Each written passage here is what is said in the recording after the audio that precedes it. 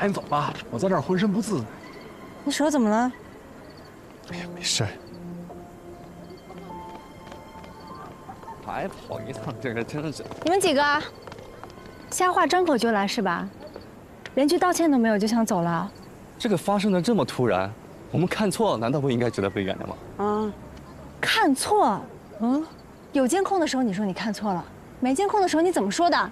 什么杀人犯就是他？谁给你的自信啊，大哥啊？行了，说清楚就算了。小姑娘家家的，这么不依不饶呢？算了，我凭什么算了？我朋友无缘无故被你们冤枉了，都有心理创伤了，你负得起责任吗？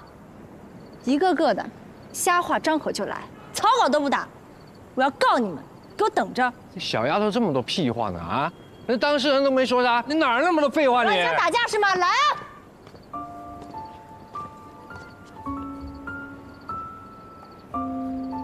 怎么了？要动手啊？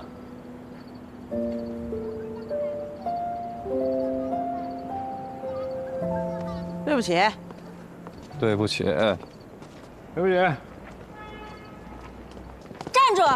我让你们走了吗？常来常往啊！你拦我干什么？当自个儿家一样啊！气死我了！有事儿，非在这儿说吗？刚刚那警察提醒了我一件很重要的事情。我为什么追他？他拿火锅泼我，我能不追他吗？所以，他为什么拿火锅泼你啊？他就跟我说他晚上做梦，梦见那个什么张通了，然后我是多说了一句，也怪我嘴贱，我就说，那当时桥上也就你和那女的2个人，那人不会是你杀的吧？他一听，那脸色煞白啊，他一下就把火锅给我泼过来了，你说我能不追他吗？啊？那他脸上的伤怎么回事？他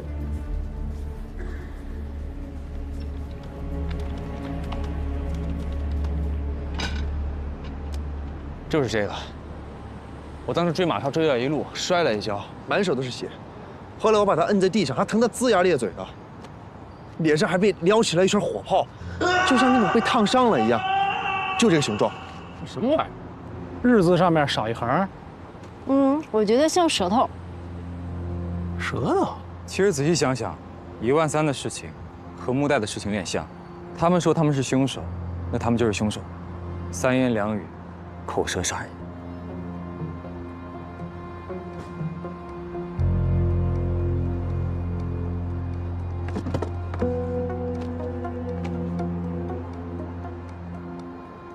这是上古文字，口字。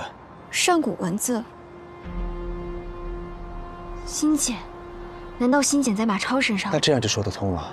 心碱害怕咱们的血，所以接触皮肤后才会有这样强烈的反应。那如果心碱在马超身上，宋铁和武一平是怎么回事啊？还有啊，今天只挣13000的那些人，总不能人人身上都有心碱吧？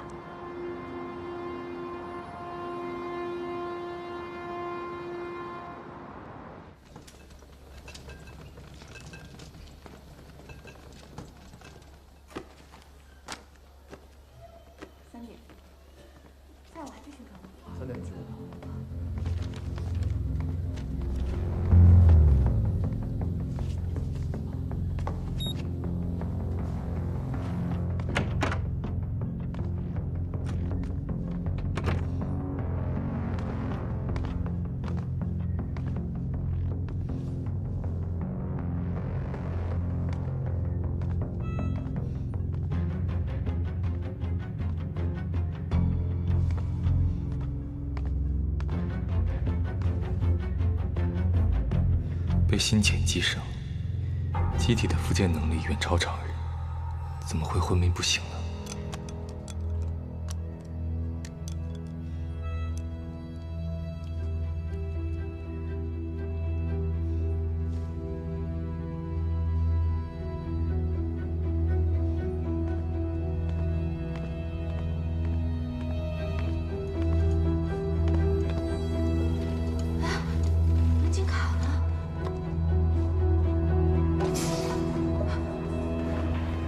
有没有事？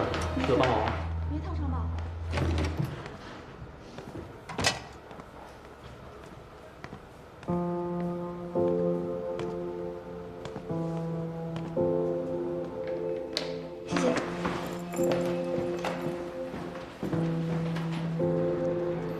你怎么来了？怕我办事不牢靠啊？有一个人从旁协助，总是安心一点。心剪在马超身上吗？很奇怪，不在他身上，心尖也没有离体的痕迹。可明明之前，他很害怕13000的血，我有点糊涂。总会搞清楚的。心态这么好，不然呢？每次不都这样吗？从迷雾重重到抽丝剥茧，查清楚真相，总会清楚的。来，安安，咱们多吃一点。你看你这么瘦，咱们只有多吃一点才能长高高啊！来，张嘴，再吃一口，再吃一口。妈妈，我饿了。你是饿死鬼吗？你不是中午刚吃过饭吗？可是我还饿。看那边，给我站那儿去，去那边站，去。真他妈一天都是讨债鬼，真是。有的孩子就是心肝宝贝，有的人就是讨债鬼。为什么？可能是爱有多寡吧。麻烦和爱只有一线之差。足够爱你的人，你再怎么麻烦，你都是他们的宝贝。不够爱你的人，你再怎么乖巧听话，都只是麻烦。给我出去！滚！滚的！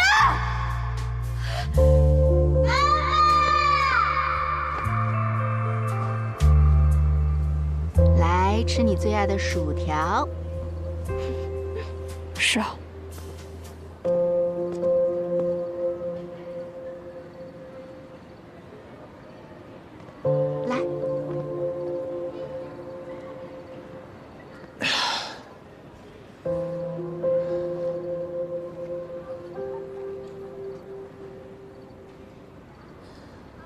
你找到你妈妈了吗？别人跟我说她死了，听说是跳桥死。经过最近的事情，我都害怕听说这2个字了。是啊。莫代，需要帮忙吗？多一个人的话，总比你一个人好。别忘了。我们还有个大外挂，门风虎。我不记得他的名字。他爱穿红色高跟鞋，住在老城区的一片圆楼里。但是那个楼早就荒废了，后来得了病，绝症。嫌医生治不好他，拿刀把医生捅了。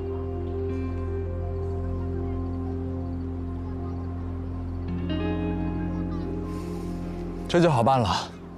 难天不大，从医院入手应该不难。不过木代，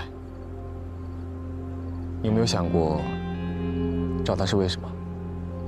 找他还需要理由吗？我指的是，你是想找回失落的亲情，跟他相认吗？不是，我只是想回到原来的地方。看看自己的来处，顺便问问他为什么嫌我吃的多，嫌我弄脏衣服，嫌我把澡盆里的水弄到地上。后来我很努力的每次吃的很少，比别的小朋友都爱干净，洗完澡还会擦干地上的水。可是他还是喵。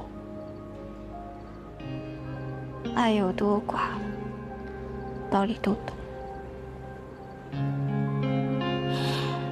可是这4个字，还是挺伤人的。上天给了每个孩子一个母亲，为什么不能让他们带上同样的爱呢？想不明白。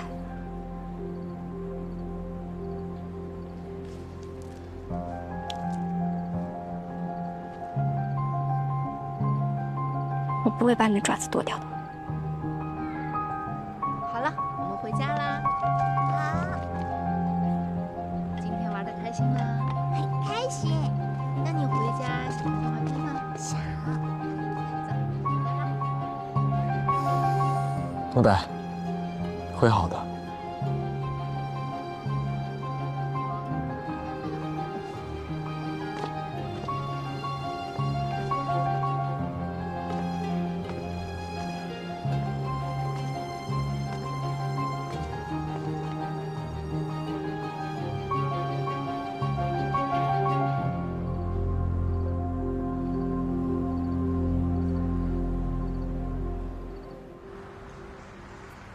马超身上没有信件，好像也说得通。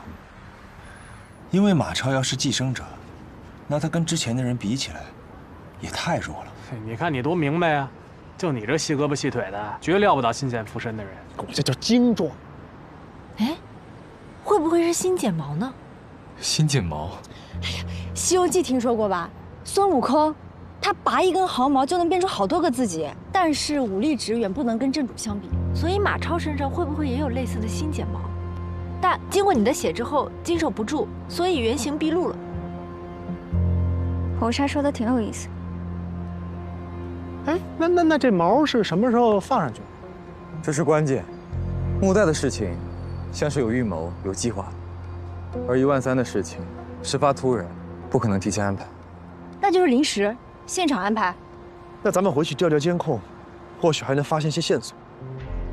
如果红纱的推论是正确的，那我们是不是应该用血，也去试试昨天指证13000和木代那几个人？来，这，哎。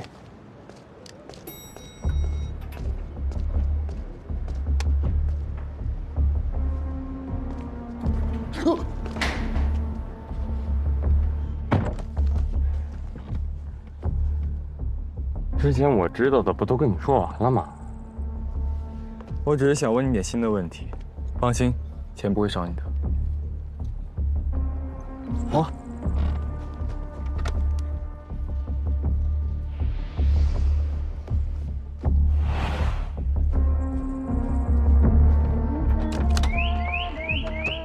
哎呦，哎呦，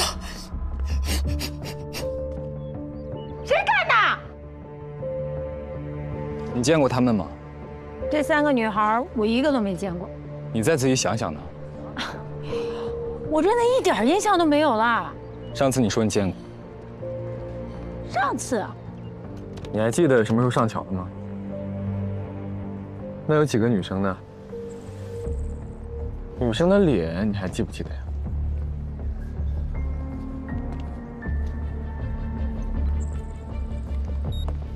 这3个女孩，我一个都没见过。你再仔细想想呢。我真的一点印象都没有啦。事情跟我们预料的一样，他们接触过我们的血之后，这些人都推翻了之前的证词。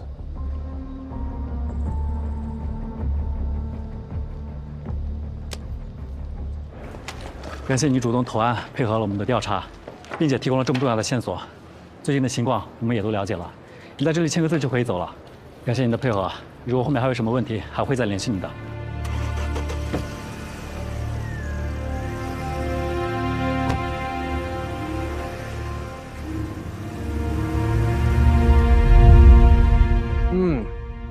太棒！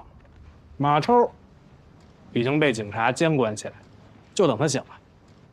不过要我说呀，反正我妹妹小师傅已经沉冤得雪，给您道喜啊。马超醒不醒，压根儿无所谓。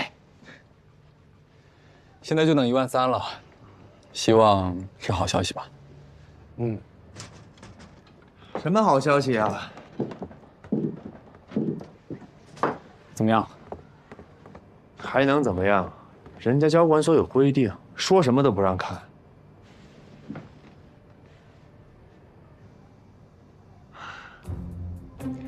但是，我是谁呀？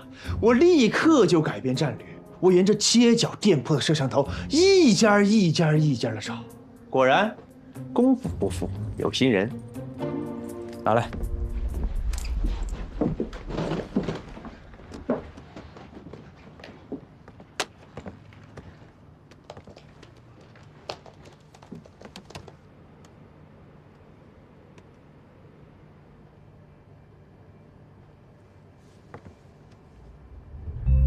暂停。你们看到没？大家都在看热闹，就这个女的，不屑一顾的。这叫不屑一顾吗？他要是真不屑一顾，他就压根儿都不会凑上去。他这明显是凑上去之后又走开的。还有其他视角吗？这儿呢，这不他吗？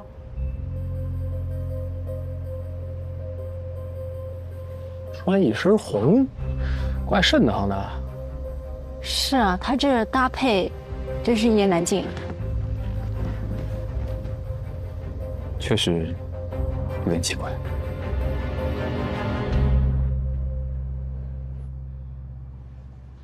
你说这新剪毛是不是这一身红头放的？她应该是我妈妈。啊？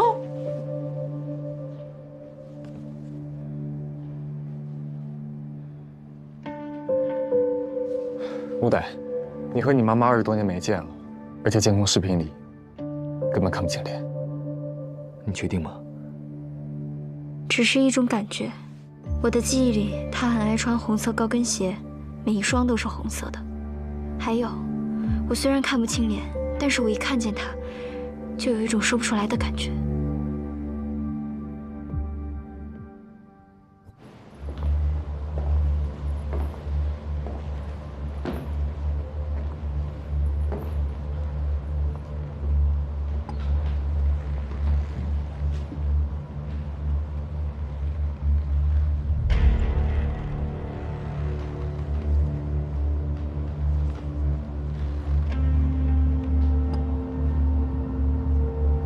我还需要做些什么吗？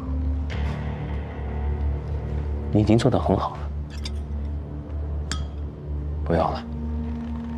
哦，这么快就收手了？可是我还没玩够呢。游戏不能总是你一个人玩，还有别人要等着上场。别人？那些和我一样的人？那我会见到他们吗？会的，因为你并不孤独。总有一天，我们永远不会分离。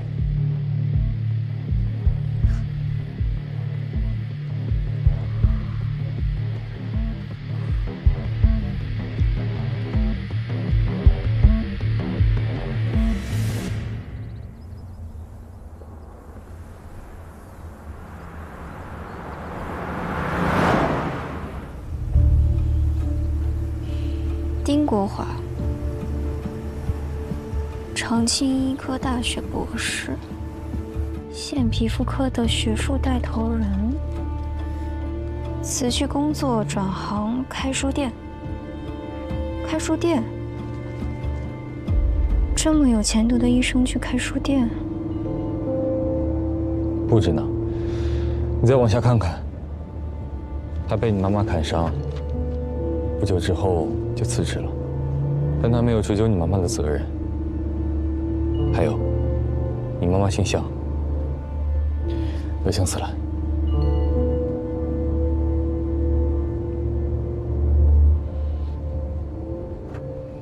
想死了。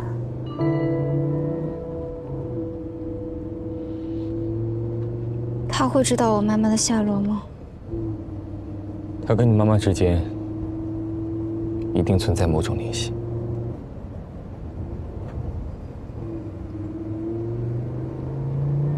放心。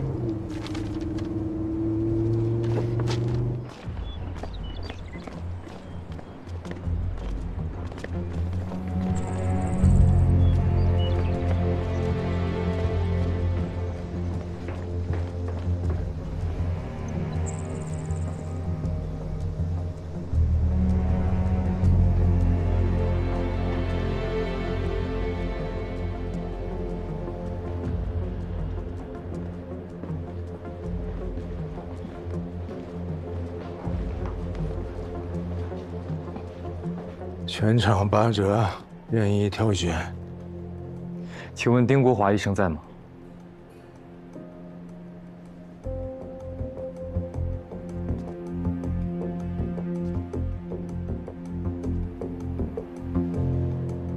谁呀？你找我干嘛？您就是丁国华医生吧？你找我干嘛？我们有一些医疗上的事情想向您请教。哦，看病啊！哎，这边。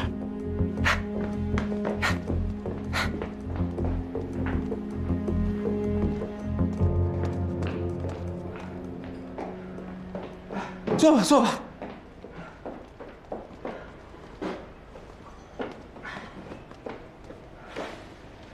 哪位要看病啊？我替我妈妈看病。谁？我替我妈妈看病。哦，病多久了？很久了。那让他亲自到这儿来啊？您之前给她看过的，说是鳞状细胞癌，绝症，治不好。这叫什么名啊？她叫向思兰，之前给她看过对吧？知不知道她在哪儿啊？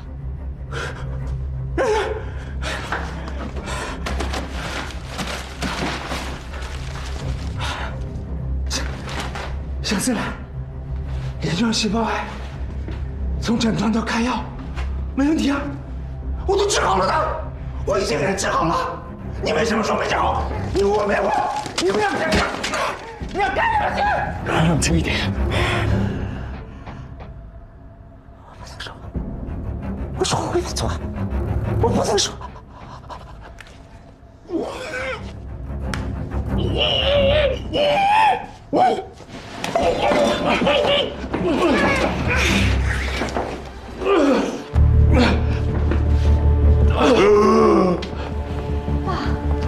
爸，我是他女儿，爸，是我。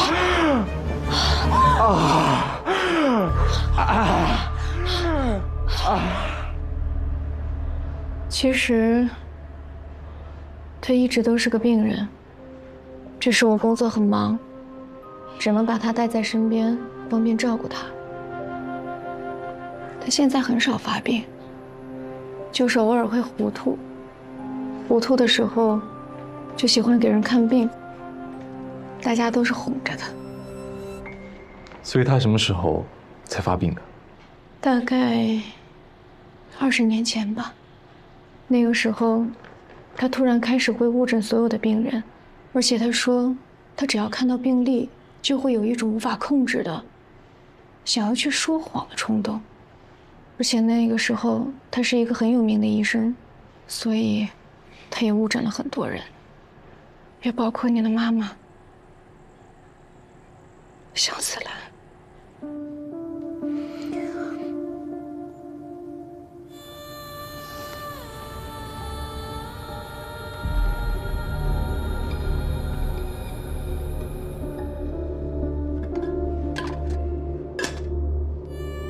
我就说了，你这情况啊，会越来越恶化的。我是尽了力。你的意思是治不好了？你的这个病啊，就目前医学界来看，也没什么更好的办法。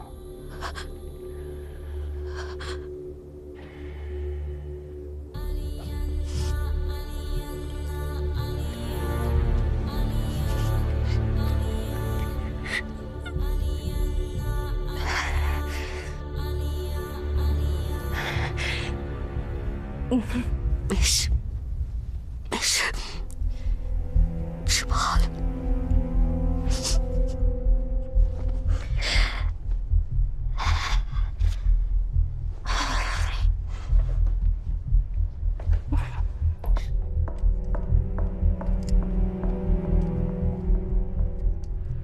那后来呢？你们发现了之后还将错就错吗？其实有一天晚上，我父亲突然发现了这件事情，他很惊恐。他说他要拿着他所有误诊的病历去找院长。可是第二天，他突然像变了一个人，狡猾、阴暗。他甚至还想继续撒谎。我当时年纪太小了，我真的没有办法，我就每天只能眼睁睁地看着他反反复复的这样阴晴不定。我母亲是最严重的一个，她被延误了治疗，最后病入膏肓。直到有一天，我父亲。婆婆脸都看到没有？看到没有？那个是谁呀？看到那个脸，还有谁？你说那他好意思回来？哟，包这么严实，还不敢见人了。今天必须把话给我说清楚，不说清楚啊，不让走。不说清楚，说清楚啊！别走，别走，别走！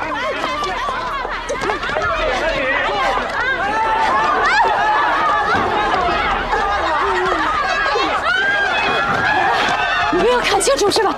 你不给我好好看清楚！告诉你这臭不要脸的！你往人家那饭菜里面扔什么脏东西呢？你那血多脏啊！就是，你自己脏你就算了，你惹得我们大家一起跟着你倒霉，你就是缺德！缺德！你们撒谎！你看见了？我看见了，看见了吗？你挨着个的把这锅揭开，啊，你能干什么好事？你还不是吐痰滴血啊？就是！你抓我呀！这警察来抓我呀！报警！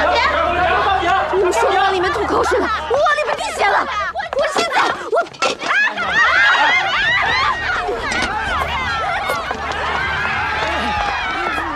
在小姐，你把刀放开！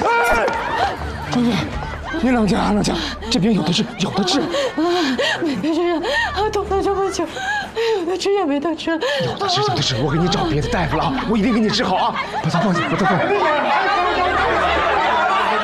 哎呀，这个病不传染，你们别起哄了，回去吧，回去吧，我去办法行吧？你回去。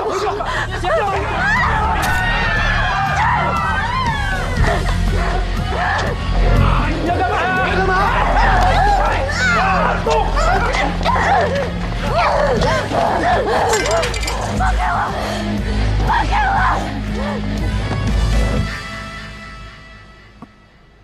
我看情况紧急，连忙带他去处理外伤。当时医生告诉我，他后背一大块皮肤没有，可是我爸他只是被砍了一刀。那你之后就没见过他了吗？很久之后，我在开发区的藤马雕台看到过一个很像相思兰的人，但应该不是，因为他的皮肤是好的。藤马雕台，藤马雕台。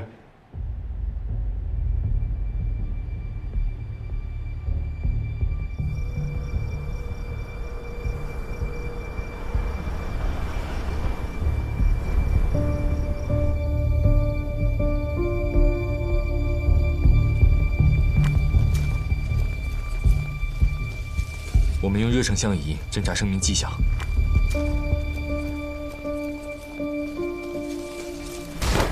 啊！怎么了？刀！怎么了？在哪儿？哦，刚才就有阵风，把那草刮躺下了。我看到有个大脑袋跟那飘过去了。你是不是出现幻觉了？这不可能的！看到了吗？你是头过去也太夸张了吧？不是，你以为你拍电视剧呢？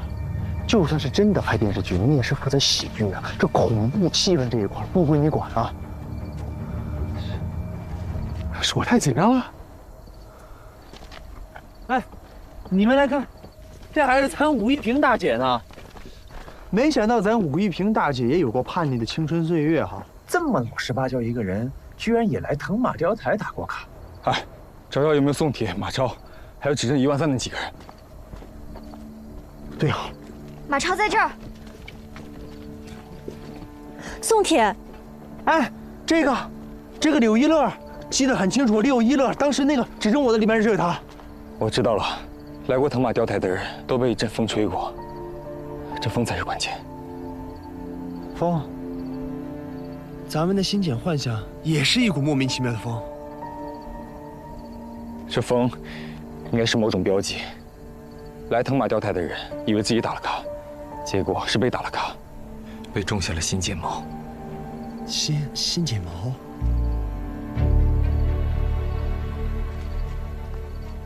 我有一个引蛇出洞的想法。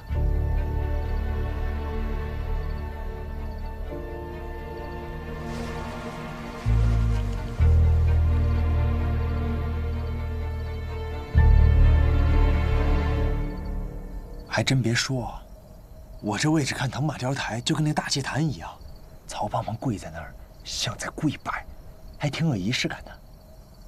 这叫什么计谋呢？就把我豁出去了呗。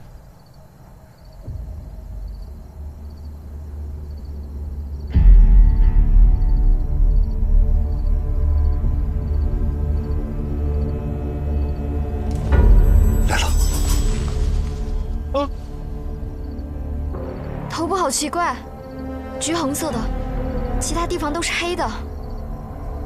胸口像个大漩涡，一片漆黑。曹延华，趴下！追！没事吧？师傅，我有事，不要走。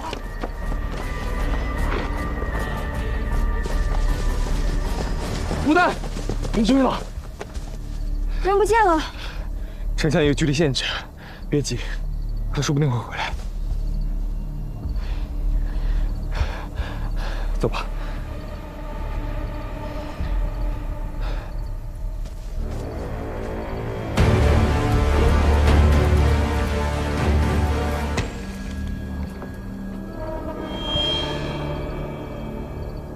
完了，大壮，完了！怎么了？怎么了？中风了！中风了？不是，就那风，它绝不是普通的风。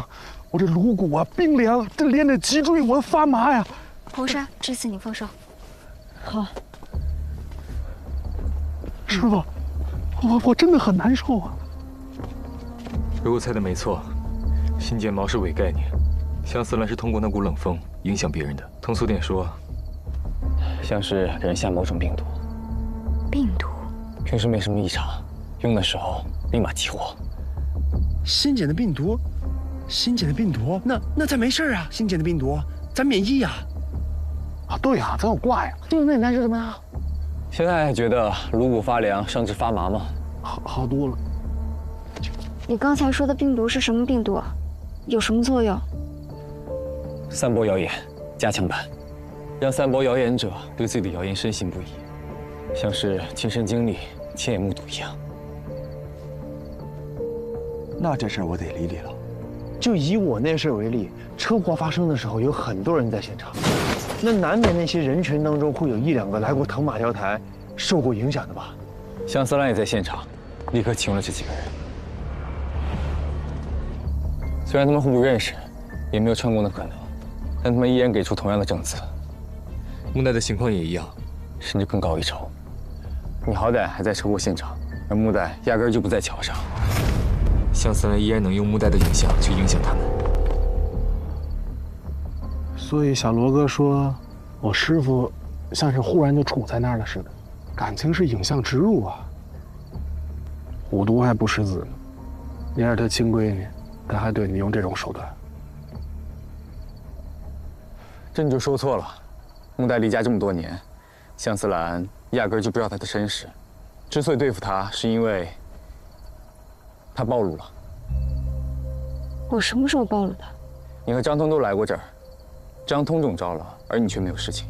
香思兰肯定大感威胁。还有你的血沾到马超脸上，也暴露。我也暴露了。那所以他才出大招对付我们。刚刚你说，就像祭台一样，我也觉得像。那些为好奇心唆使而来的人，都会被视作拜祭了心结，被打上印记。这么多年了，这么多名字，香思兰肯定经常在县城里走动，装若无害。可谁知道他走过的时候散播过什么话？这些话发酵后，又会酿成什么恶果？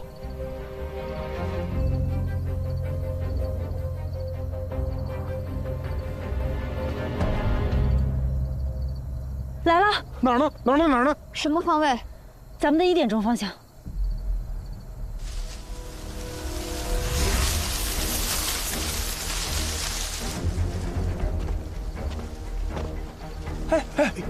没有，假装这样写啊。距离我们还有100米，50米，40，30。20、10。你的。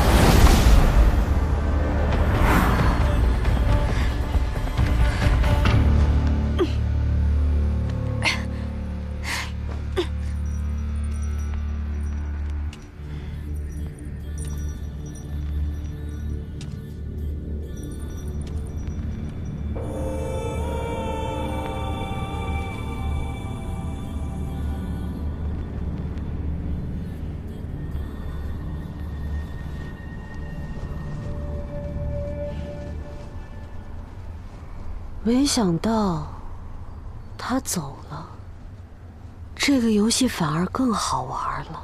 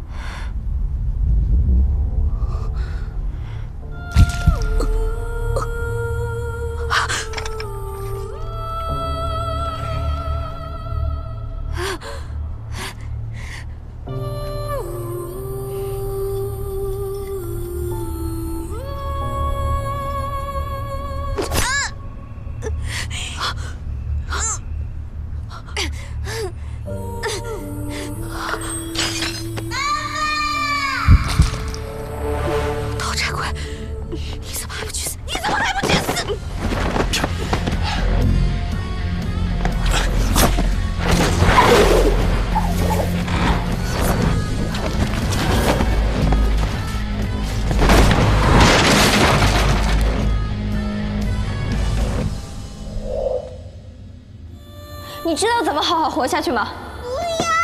不要！啊！干什么？有的孩子就是心肝宝贝，有的人就是讨债鬼。爱有多寡，道理都懂。可是这4个字，还是挺伤人的。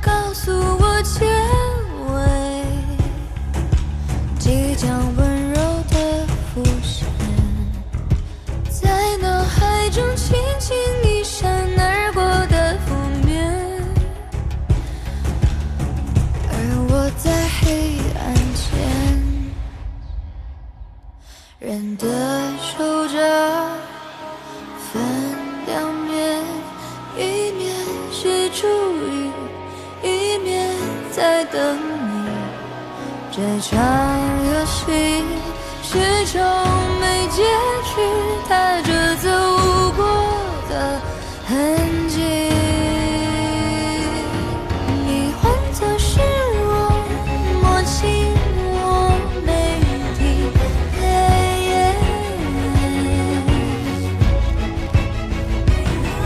我变成是你，感受你每一个呼吸，